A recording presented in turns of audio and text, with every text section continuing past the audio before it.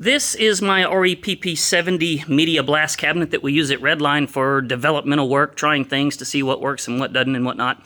I decided that I wanted to add an hour meter to monitor the hours on my my vacuum system here, so I would know how much time I had on my my media and my filter. I chose this little hour meter right here off of Amazon because it had a reset button.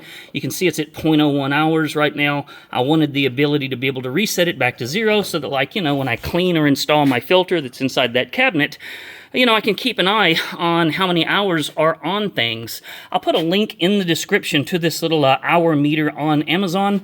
You can see that I bored a 2-inch hole into the top of my electrical box right there. And the way that you wire this is really, really easy. This is the switch that operates your vacuum system. That wire right there is hot when the switch is turned on. So all I did was just, you know, follow that wire out a couple of inches, cut it in two, pull back the insulation, and then attach both ends of that wire right there. This wire right here is just a ground wire that you can see I have run to right there as a ground. And, you know, when you turn the thing on, you'll notice that the little hour meter on the left right there is not blinking. Turn it on, and you can see that it's blinking.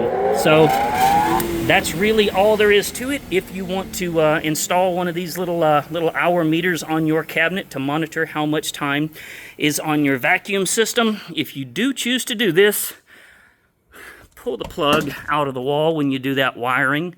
Make sure you don't electrocute yourself. Hope that helps somebody. Y'all be good.